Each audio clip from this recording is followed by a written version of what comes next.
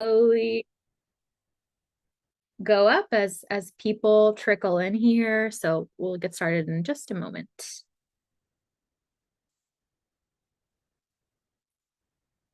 We have over 1,000 people registered for the session today, which is incredible. So we're going to give it a minute for more folks to join.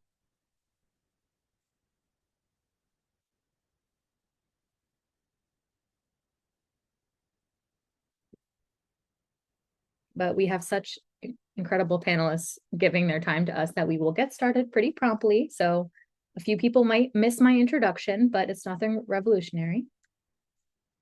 And thank you, Paige. For those that are coming in, Paige, I'm sure we'll drop this link again, but if you missed the first webinar in the series, we have a recording and Paige is dropping a link to that in the chat. So if you want to bookmark that for later and come back, the first webinar was on really more focused on health impacts. And today we're going to get into some of the what do we do public policy questions. And we will be recording the webinar today and adding it to YouTube. The whole series will be online and available for easy watching and sharing. All right, I am going to kick us off. So welcome everyone. Thank you for taking the time out of your Wednesday to join us for this webinar. My name is Bev Harp. I'm the Director of State Affairs for the Medical Society Consortium on Climate and Health, and I'll be moderating our second session in the series today on the local, state, and federal policy landscape of data centers. And like I said, if you missed our first session, you can find a link to the recording in the chat to bookmark, save for later. All of the sessions in the series will be recorded and going on YouTube, and we will be providing a follow-up email with links and a PDF of the slides. So you'll be able to reference what you're learning today in multiple forums. So today we'll be moving beyond the impacts into the questions public policy around data centers. What should we be advocating for if we care about the health of our people, if we care about equity, if we're deeply concerned about climate change? And before we dive in, just a few more logistics. You'll get the recording in an email. I know we repeated that, but we do get that question. And I think folks really value these resources and want to know they're going to be able to reference them and share. And today, the Medical Society Consortium on Climate and Health, where I work, is excited to be co-hosting this series with our friends at Healthy Climate Wisconsin, Physicians for Social Responsibility, the Alliance of Nurses for Healthy Environments, and the American Public Health Association. So, like I said, there are more than 1,046 people registered for this webinar. And it can be hard to kind of connect interpersonally on a webinar of this scale. But I just want to say, we're so grateful you joined us today. We see you here today. I know I see concerned clinicians, researchers, advocates, caregivers, stewards of community, tenants, artists, residents who are registered and with us today. Whatever identities you bring into this conversation, all of you is welcome here. And we deeply value your perspective, and we hope that we see it in the Q&A and get to engage with it that way. So on today's webinar, we are very lucky to be joined by Abre Connors and Brittany Keys. Abre is an environmental justice and civil rights attorney and the director of the Center for Environmental and Climate Justice at the NAACP.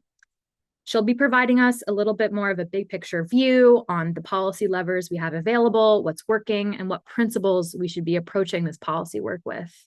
We'll then hear from Brittany Keys on what the policy fight has looked like on the ground in Wisconsin and what it looks like to be an effective health professional advocate in these issues. And then after these presentations, we're hoping to have around 20 minutes for Q&A with the audience. So please, as the presentations are going, use the Q&A button to submit any of your questions and interface with the other questions. We'll be trying to use some participatory democracy today. So upvote the questions that you see that you'd like most to be answered, and we'll try and prioritize those. So without further ado, we will start with Abre, and it's my pleasure to introduce Abre today, who has spoken with us at the consortium multiple times before and said yes again. I was like, I know we keep asking you to come. But so we're just really grateful. And Abre is an environmental justice and civil rights attorney. Like I said, the director of the Center for Environmental and Climate Justice at the NAACP. She oversees the strategy and collaboration across the NAACP to dismantle environmental racism. She also leads the association's Stop Dirty Data campaign and started the association's first climate film and storytelling program, Climate in Color, among other work with the center. She has taught education law and the Environmental Policy Clinic in the Environmental Policy and Management program at the University of California, Davis. So I am going to turn it over to Abre. Thank you so much. Super excited to be here with you all to talk a little bit about what we're seeing at the federal level, as well as, what are some of the ways that we think that this moment is really uniting us. And the Medical Consortium has been really on top of it as far as really thinking about what are ways that we can bridge some of the gaps in narrative as well as policy solutions in this space. And this is just one more example of how the Medical Consortium and also my co-panelist, Dr. Keys, really been leading this work as well. So I'm going to share a few slides. Um, so I am going to try in a very short amount of time to talk a little bit about the federal landscape that we're seeing and how that plays a role in the larger conversation. Now, I want to, even though I know that that there has already been um, a previous presentation, I do want to start with just grounding the conversation about what has happened, especially as it relates to data centers. Even though now it is interesting that it has literally probably only been about a year of where we really started to see the most uptick of people recognizing that data center conversations, were not ones that we could only talk about, the algorithms on the back end or potentially like how this is going to really revolutionize our digital future. When AI conversations first started, there was very little conversation around the environmental impacts. There's even less conversation around the water impacts. And there's still starting to be just more conversation now around noise. But and the reason that we got involved with this issue was that we were seeing many of the patterns that I have seen over a number of years emerge when it came to data centers. And the reason why is because where many hyperscale AI data centers were being proposed are in places where there's existing industrial build out. Now, what that means as it relates to environmental and climate justice concerns is that these are often places where communities have already been fighting to ensure that there's not deepening of sacrifice zones in their communities. And AI data centers were actually just highlighting even more that we were going to repeat the harms of the past, or we had the opportunity to move in a direction that would allow for us to learn from that past. And fracking, for example, I feel like was a great example of where we moved at a pace, especially, for purposes of this conversation, where people wanted to get as much data as possible, do as many reports as possible. And I'd say about, it took probably 7, 8 years for all the reporting to come back of what communities were saying, which was that fracking was not a good public health investment for communities. But at the beginning, many communities knew that. The processes, the infrastructure The amount of time that, these companies were asking to be in communities with very little benefit on the back end, those were all concerns that we were seeing. And by the time the reports, and everything else kind of came to light, the projects were already there. Many of the health concerns had already started to emerge in communities. And we don't want that to necessarily be what we're seeing when it comes to AI data centers. And I think that we are doing a really good job collectively of highlighting and raising those concerns so that we don't repeat those same harms.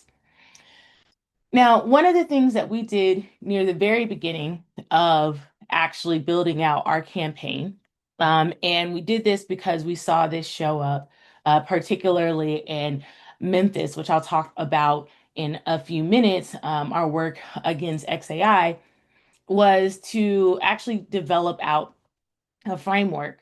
At the time when we first started to emerge some of our work at a national level, there were groups that were reaching out to us and saying, hey, like we didn't realize that anyone else was fighting back against data centers in their communities. Like, how should we approach this? And we were also getting hearing from industry and some agencies at the state level as well of, well, we're not sure what community wants. We're not sure what community actually needs. And we knew that that was not true.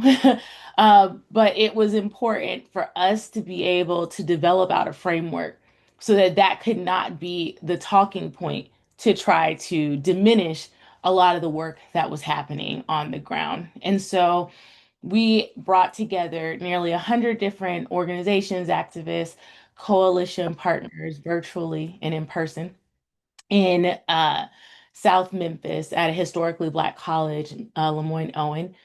And we developed the first set of national guiding principles as it related to data center build out. And this is just the top lines. In the chat is where it also has the information as it relates to what each principle means. But I'll go through them quickly, which is that our health and the environment are sacred. Communities most affected must lead. Jobs cannot justify the harm. Accountability must be enforceable. That we reject false solutions and fossil fuel dependency, that infrastructure must be community led. Interconnected harms require interconnected solutions. Solidarity builds power, and that we walk our talk. And I think that is really important because we're also starting to see a lot of other conversations emerge around, like, oh, well, we need principles, we need a framework. And this particular set of principles was developed with community informed conversations. And when it comes to how we want to make sure that our framework looks, I think that is really important for the people, especially the communities who were fighting back against data centers before it became a national phenomenon, for their voices to continue to be amplified during this moment as well. Now, we are also in the midst of a really interesting shift in political landscape. And some of those changes have actually didn't necessarily just start because of AI data centers, but they've happened over a number of years, and we've been monitoring those shifts and patterns. And this is exacerbating those problems. So, one of those shifts is around the narrowing of people's ability to speak out regarding pollution in their communities. There's actually a public comment that is due in 2 days. So, this is also a PSA for people to look at the EPA new source rule, that proposed rule that would basically make it so that if there's a minor source of pollution permit that's coming into a community, that there doesn't necessarily have to be the same level of public engagement that there has been in the past. And that is shown up in a number of different other areas as well, but this is just the latest one. Executive orders that fast track permitting and regulatory decision making that support fossil fuel industry. We're seeing that show up and that for the states that are already, interested in moving forward those projects, they are using these executive orders to point to say, this is what this administration wants for us to do, even though it's not necessarily legally binding. Um, there's been a change in the DOJ, the Department of Justice's, and the EPA's value propositions more generally. They're removing terms like environment from key places and key departments within their agencies. And we don't think that that's accidental.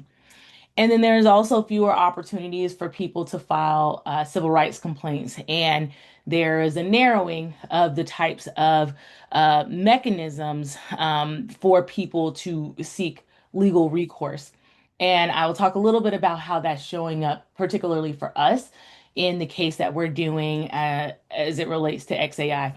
And just to be clear, they have not narrowed it yet, but they are challenging it, and we are going to continue to fight that. So, in South Haven, even though this is a hyper local case, it has federal implications. And what we're seeing is one of the most egregious ways um, that a data center has shown up in a community that just at every single step. So, what first happened was that XAI showed up in Memphis. They started operating methane gas turbines without community consent, but also without permits, which are required under the Clean Air Act. We filed a notice of intent to sue, and then shortly after we filed our notice of intent to sue. Um, they then, kind of applied for a permit, tried to get a permit, but then took their operations, copied and pasted it into South Haven, Mississippi, as opposed to learning their lesson regarding our notice of intent to sue on the Memphis side. Now, why this is important is because then, we obviously also filed a notice of intent to sue in South Haven. We filed a complaint, a legal complaint, which you can do after 60 days of giving notice to the company, and the EPA also gets notice of that. And so the federal government now has had two different notices of understanding that XAI has operated in this way in the greater Memphis region, now in South Haven, Mississippi. Once we filed our complaint, and then we filed what would be considered a motion for preliminary injunction, because they just continued to add more and more methane gas turbines despite violating the law. And that would basically, tell the court, hey, we would like for you to stop them from doing this because we think that it's in violation of the law. They shouldn't be able to continue to operate. The Department of Justice got involved not to support civil rights or the community or the protection of people's air quality or quality of life, but to support a polluter, to support potentially keeping XAI and Grok online in order to support a war. And that is a very different choice point than what we've seen from the federal government in the past.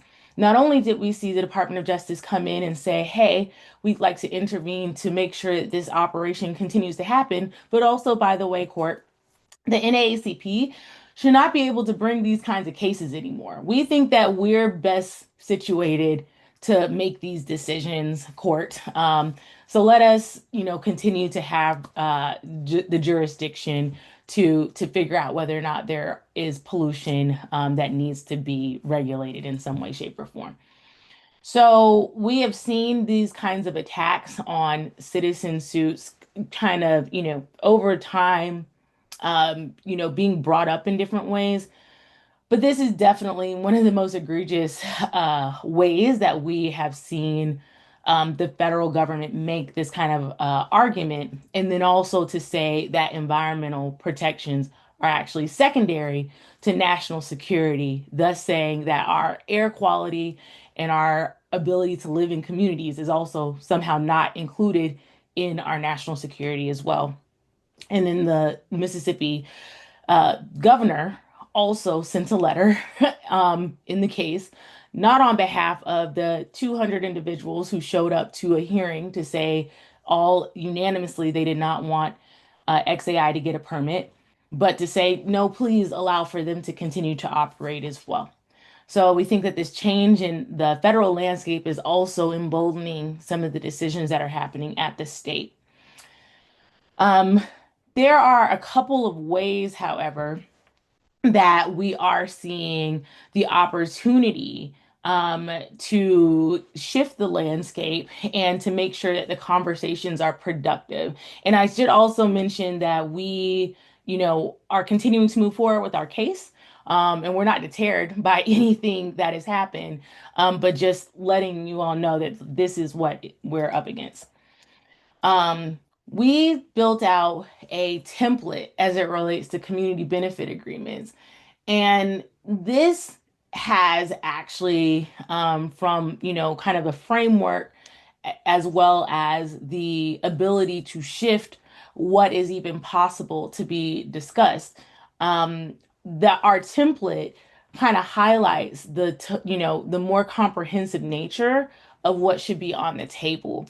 What we have seen with data center companies, as well as just, oil and gas, oftentimes as well, is that when they are having conversations at the community level, they want it to be extremely narrow.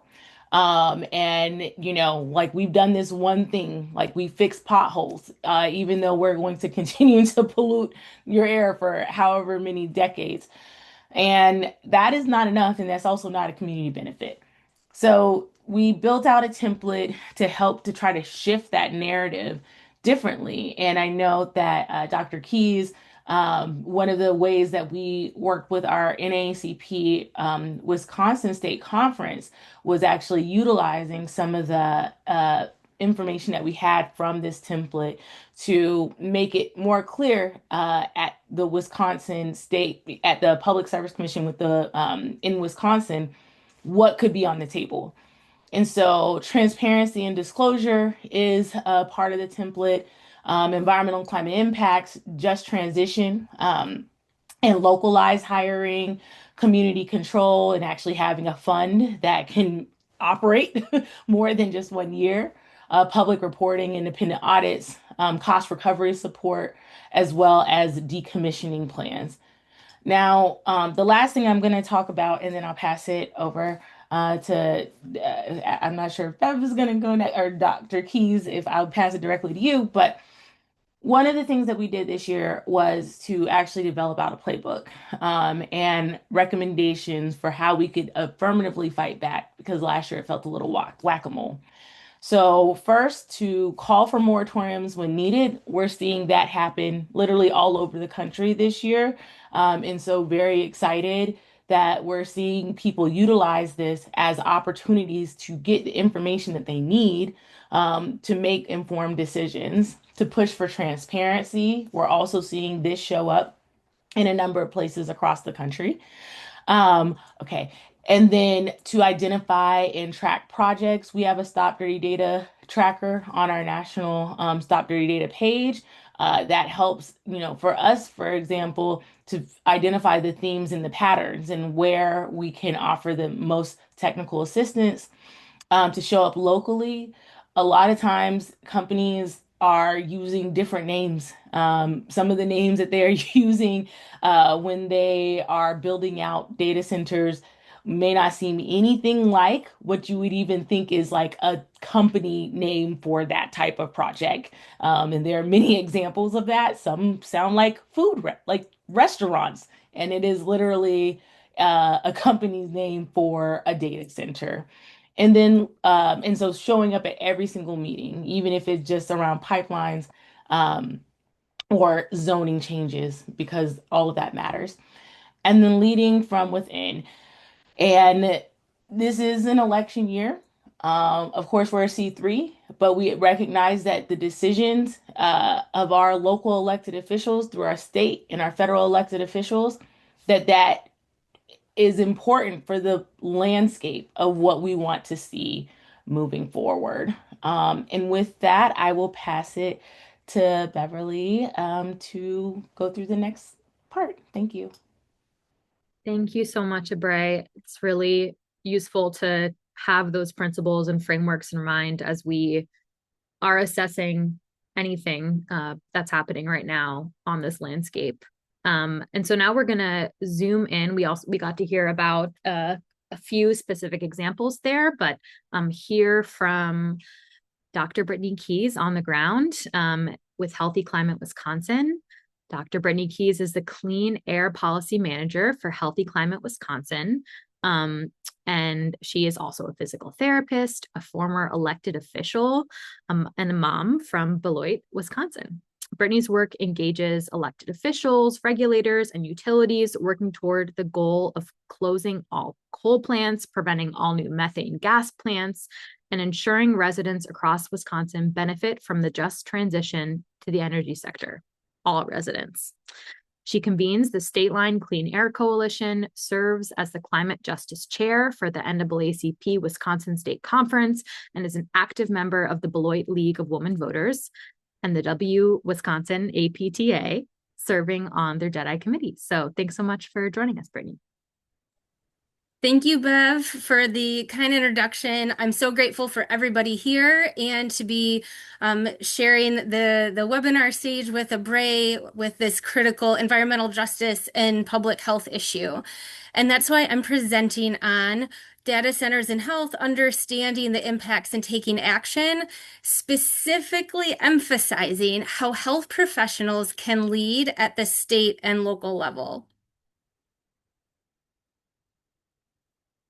So as was shared, I work with a statewide organization, Healthy Climate Wisconsin, over 1,400 members of doctors, nurses, public health workers, all working to address climate change. And what my goal for this session is to hopefully help you see yourself in this work. As we go through this presentation, the photos will be of health professionals from different backgrounds. As we talk about the overview, the health impacts, which the first session dove into in more depth. We'll do a quick overview and then talk about state level, local level action. You can really see how you can use your skill set and your perspective to get involved in your community and your state to make a difference. And what we'll be sharing is not necessarily the all comprehensive list, but hopefully it gives you some ideas of how you can move forward and how you and your fellow colleagues can get involved and how the health message right now is really resonating and actually critical to this moment in making a difference with advancing and prioritizing public health and climate action, appreciating where we are right now with global climate change. And we'll end with a Wisconsin case study and some positives. All right, so we all know that the speed of hyperscale data center development is outpacing the size, the speed of peer-reviewed research, but we do have some on hand. And this is a really handy, if you print it off, it's like a front back one pager that has a nice summary of the health impacts, but it also has a call for more research. And so we need to keep in mind and emphasize for our decision makers that it is vital we have the evidence to show that if AI is going to continue to advance as it is with these data center developments, that it does not come at the expense of public health. And so we know this report does an overview. There's additional information that was shared last session that AI hyperscale data centers do pose significant risk to public health. And this comes through air pollution, both offsite and offsite, water use and water pollution, sound and light pollution, heat and climate impacts, and then how the very large energy demand of these AI hyperscale data centers is straining our grid and energy system and exacerbating energy burden in communities across the country. And so, with the amount of evidence we have, and within this call for more research, we have enough information to say if you're going to consider a hyperscale data center in your state or your community, you must be proactively mitigating these health risks. So I've printed these off and highlighted this call to action and handed it to elected officials considering these proposals and saying, are you considering these strategies? Because if you are, you must be protecting public health, and these must be centered. And the recommended strategies include powering data centers with renewable sources and replacing backup diesel generators with non-emitting sources, advancing cooling technologies to reduce water use and reduce heat and chemical pollution, mandate transparency through public reporting, and hold stricter standards so these developers are actually held accountable, and then position these hyperscale data centers away from large population centers and communities that are already overburdened or burdened with industrial pollution. And so we know that we are seeing these proposals across the country, and the playbooks that we're seeing are pretty similar. And so, being a statewide organization, I am going to focus on Wisconsin. And even though Wisconsin, we have over 50 data centers, but it's these AI hyperscale data centers that pose the greatest threat. And so we have 15 active sites that are known. That doesn't mean that's all that are being considered. But at each of these sites, just doesn't mean it's just one data center. Microsoft came to Mount Pleasant and wanted to build a data center, and then they wanted two. And now they are looking to build and expand to 15. And again, I feel that if you have one around you, you recognize this trend. And so this is a state level problem, so we need state level solutions. And so Healthy Climate Wisconsin stood with a few of our lawmakers that were advancing a Pause to Protect bill earlier this spring before they were gavelled out of session. And so you can see our executive director and one of our physician members standing there saying that we need to pause to protect, because in order to ensure the protections are in place and can be enforced, there's a lot of work to do. That would take about a year or two to ensure our state regulators are equipped to regulate the size and scale of these developments. Unfortunately, that did not go through.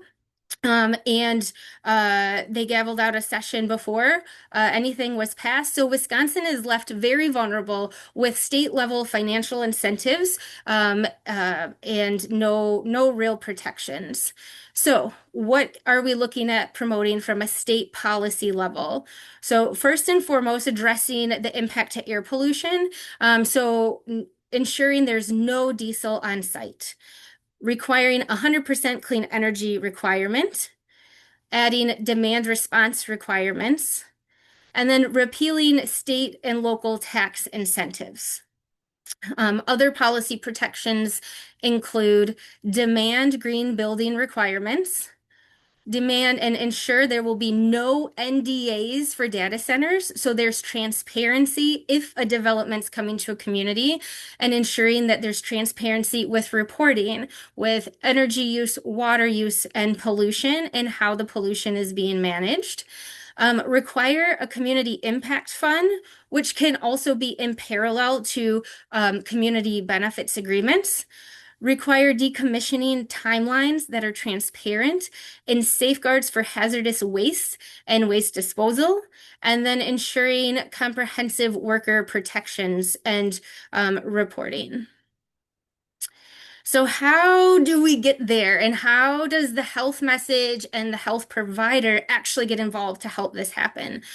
So the first thing that we recognized last fall was that communities that were facing these proposals as they were popping up were scrambling for information. Like, what is this? What's happening? And what do we do? And so Healthy Climate Wisconsin partnered with the Sierra Club, Midwest Environmental Advocates, and Wisconsin Green Fire to develop this toolkit, Big Tech Unchecked, a toolkit for community action, which helps community members get information, appreciate health and environmental impacts, and then where they can get engaged and intervene, especially at the state level with our state regulators, and then from the local level on up. And so we will put this in the chat, and if we have gotten feedback that this has been very helpful. So feel free, this is Wisconsin Focus, feel free to share it. But if this developing something like this is something that would bring you joy, if your state doesn't have it, it might be something worth creating. As health professionals, we can also educate our peers. So Healthy Climate Wisconsin members and staff have presented in over 20 spaces to help educate our peers on the health and climate impacts of hyperscale data centers. One of those was the Wisconsin Public Health Association annual conference earlier this spring. And it does make a difference. Your efforts with reaching out and educating your peers makes a difference. In May of 2026, the Wisconsin Public Health Association membership voted to adopt a resolution stating unregulated hyperscale data centers are a threat to public health in Wisconsin. So Healthy Climate Wisconsin also works by supporting and building coalitions, working with a group of grassroots leaders to push state level policy action. And then we also brought data center protections to our advocacy day and to the Capitol with our members listing this as one of our top priorities. And also had a member speaking at the Capitol at an event called Data Center University, organized to educate legislators on the health impacts of data centers. And so when state policy is brought forward, we need health professionals at the respective capitals in order to testify in support of adequate, comprehensive health protections. So we did have a few bills that were brought to committee this spring, and we had health professionals there to speak on how actually those bills all needed to be strengthened. And unfortunately, they didn't go to the floor for a vote, but we continue to stay engaged. Other opportunities to get involved are with our state regulators. So whether it's the utility regulator or natural resource regulator, we have really pressed the utility regulator to ensure that there's no discounts for data centers. And our membership turned out to help really emphasize and stand up for residents across the state.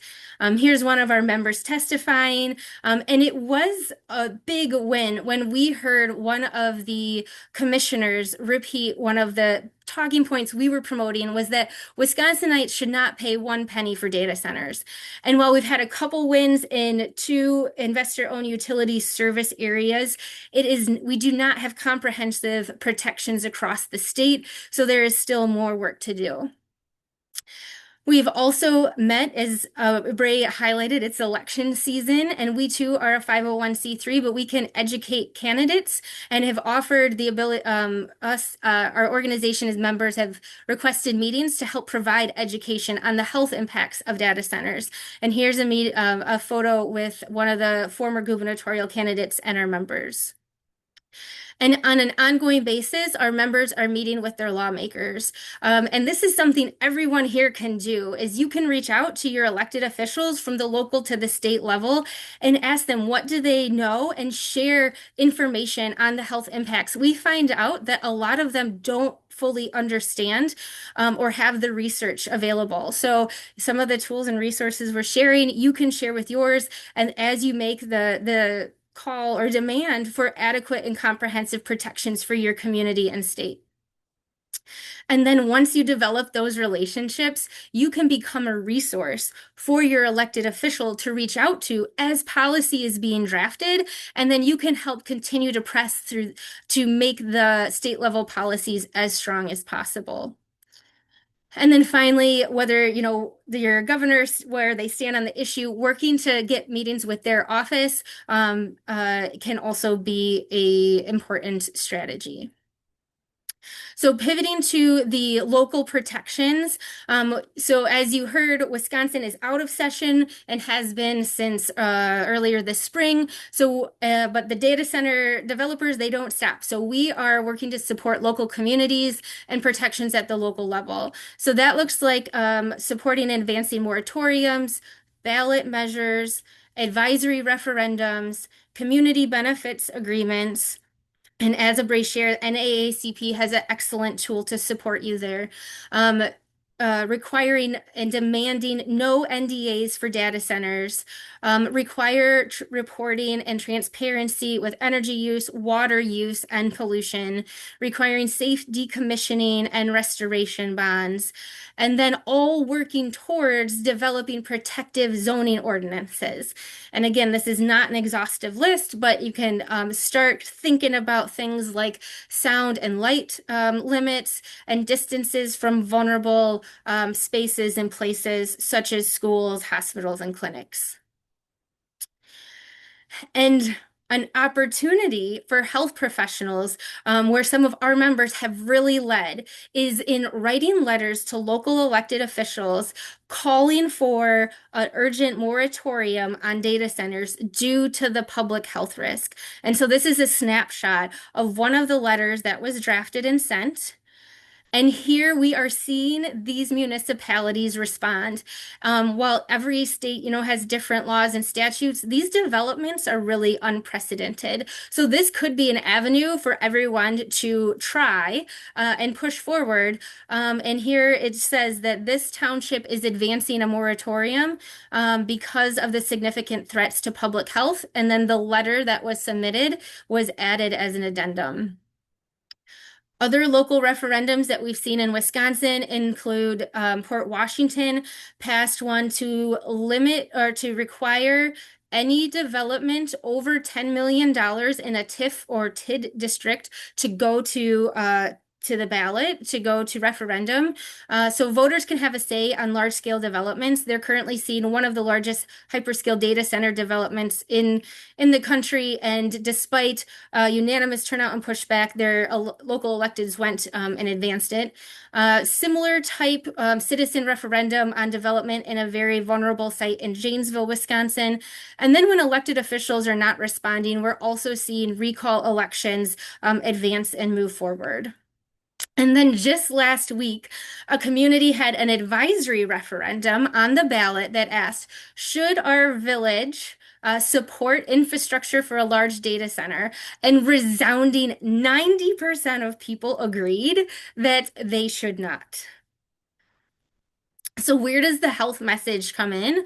Again, it's community town halls, panels. You can offer, as you're diving in and learning more, offer to be a resource. Show up with your community at a protest. Organizing, our group has a whole work group focused on data centers, supporting local communities, and pushing for state level action. And where does the health messaging really shine is, at those local meetings. And so this is a screenshot from me from Monday holding that Wisconsin Public Health Association resolution stating that I know you were served with the letter from a licensed health professional identifying the risk. And here is 106 organizational members saying that this is a risk to public health, and we need to see urgent action to meet this threat in our municipality.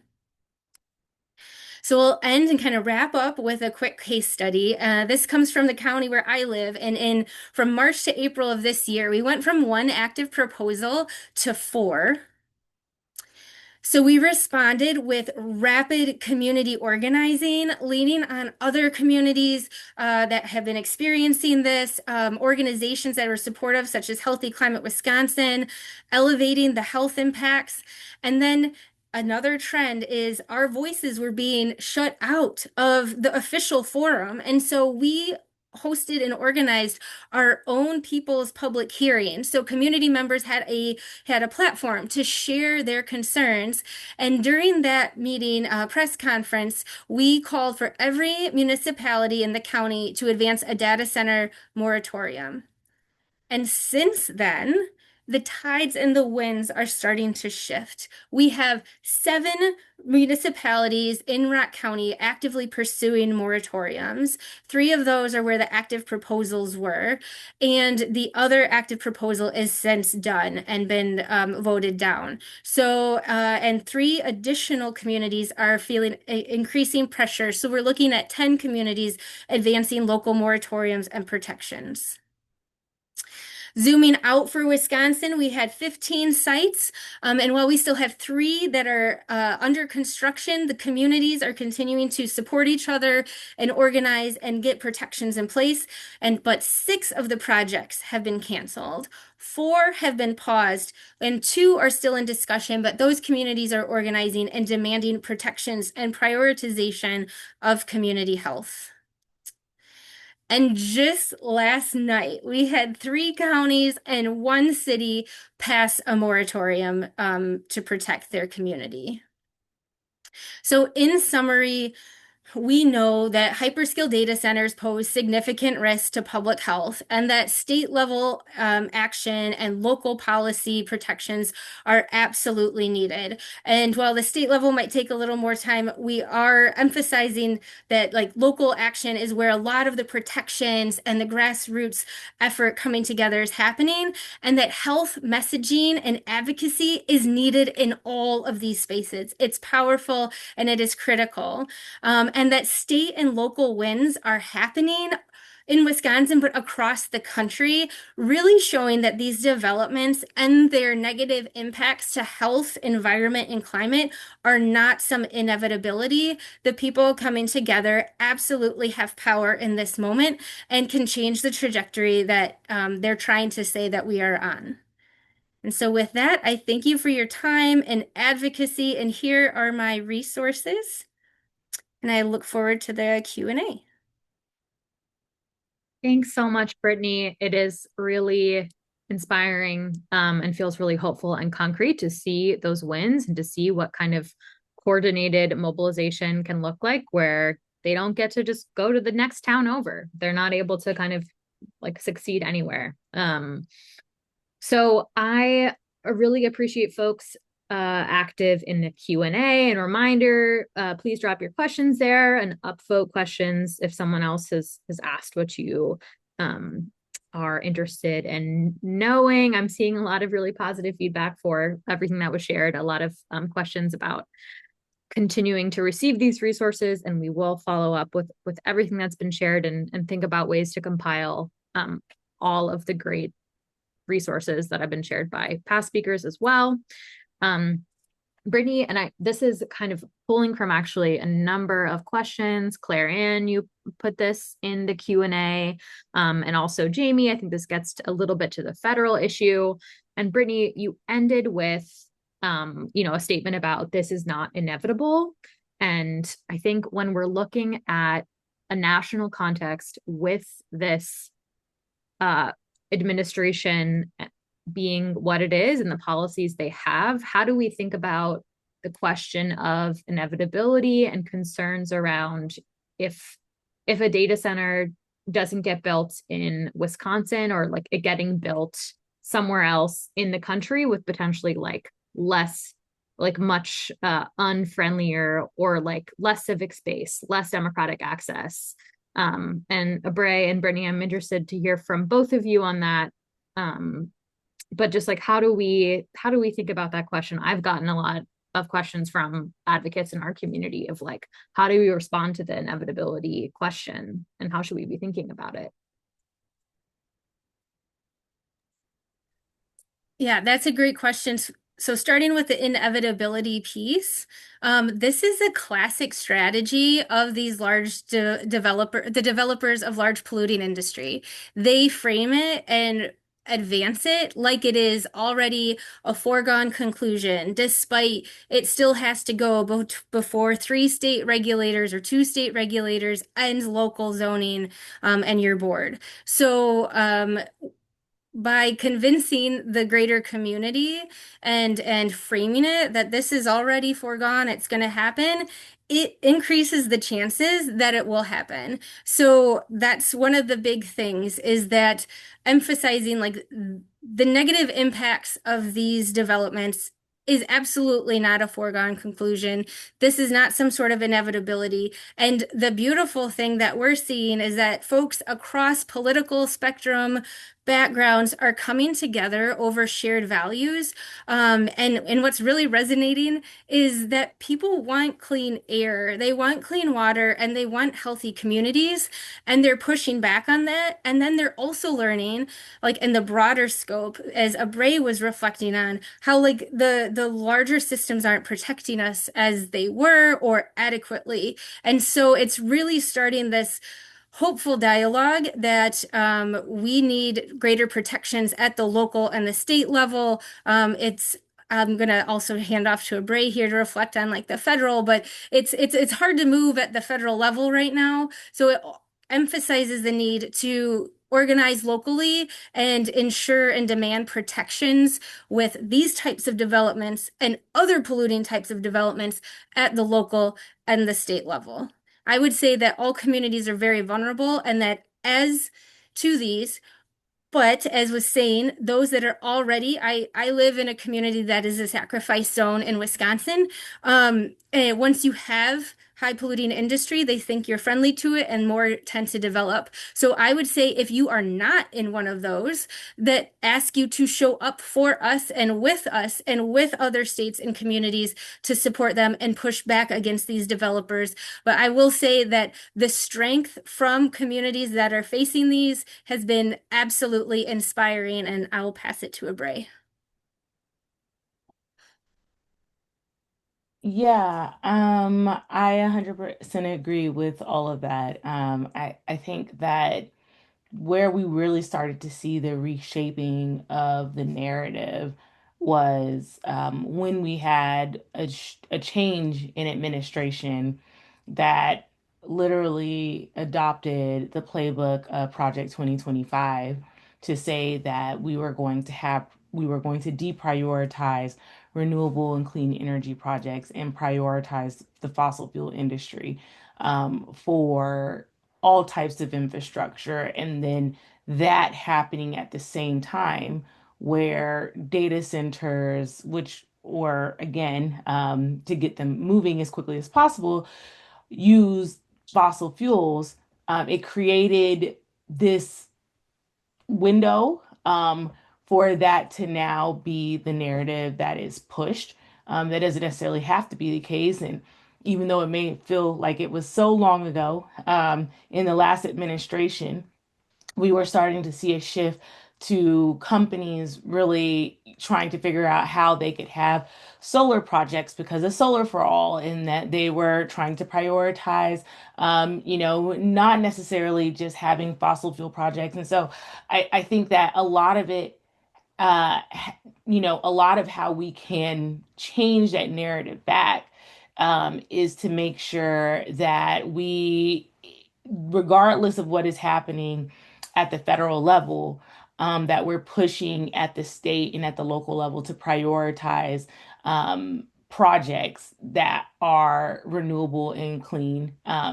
One of the issues that I see a lot is that at the state level, we're seeing elected officials who are saying we need to get large load projects, and data centers are the quickest way for us to do that. And so the more that we can give them alternatives for meeting their energy load needs, that also can help us to shift some of the narrative because there's a few things that are happening at the same time. Thank you. Yeah, and I think there's like such a broader question here underneath this, which is that like, are we able to, should we be able to determine like the course of our economy? And this like inevitability of AI, and actually the more that, that we, the people should be able to slow down and have a little more control over the direction that things are going. And actually we're seeing that happen live because these tools, and like the folks who are at the head of these companies have been like, we need to slow down, and actually like people power is what's slowing them down because they can't build out the data capacity. And so that's a dynamic that I just think it's like getting so many folks to see really concretely and to express like we don't think we should have so little control in how our economy is shaped or what's built in our neighborhoods. I'm looking at, so thank you for those answers, and looking at one of the other questions that had a lot of upvotes, which is what can we learn from tribal nations in regards to resisting data centers? How can we meaningfully center and support Indigenous leadership, thought, and experience in this collective fight?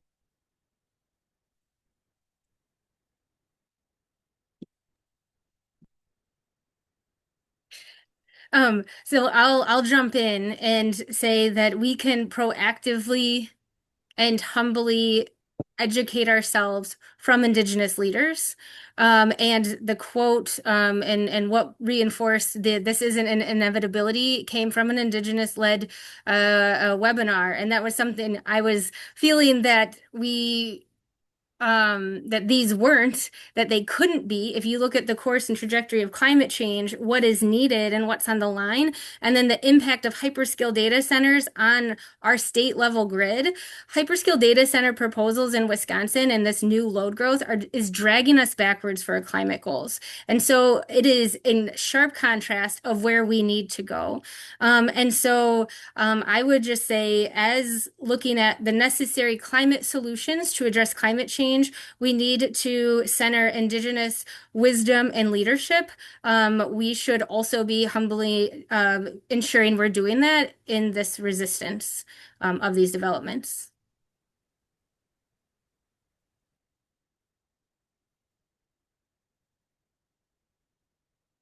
Bray, like I got nothing to add. That Yeah, was I don't great. know if I necessarily, I think the only thing that I would add is that I am starting to see more conversations so that we can expand, like where many of the ideas that we know come from indigenous folks, from folks who have also just in general, like when we think about this on a global level, who have had a sense of care for the environment and the ecosystem that we're in. Because I think that many of the practices, that were happening on the land that we're on now are also happening in other, countries where people really respect the land that they're on as well. And so making sure that our conversation is global in nature, because I think that, of course, because of colonization, much of that may feel like it's lost.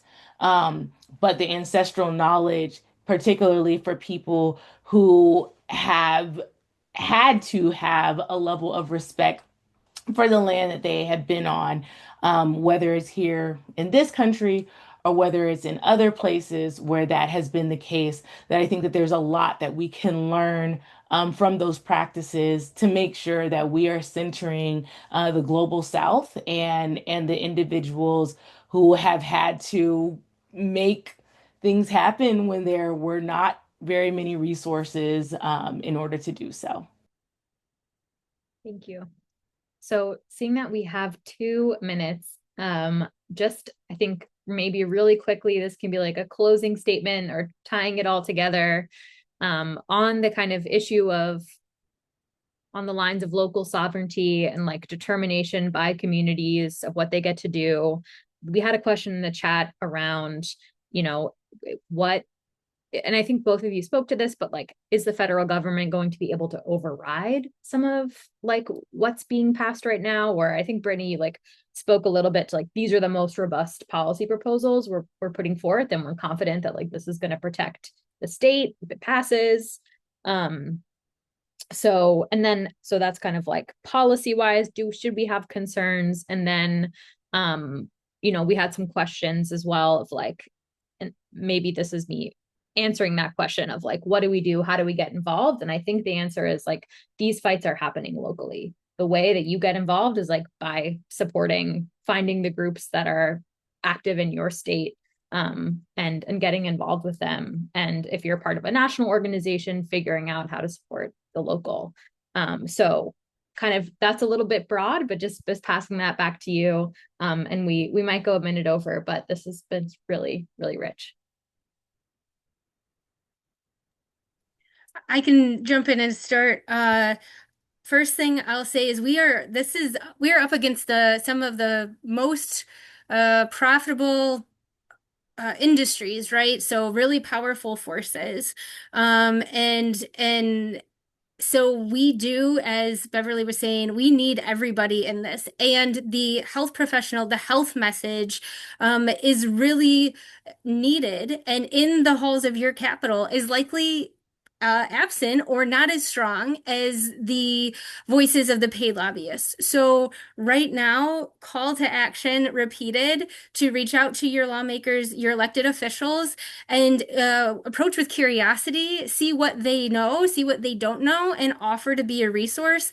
And then strongly assert yourself and the need for comprehensive and adequate protections in the face of the environmental and health consequences.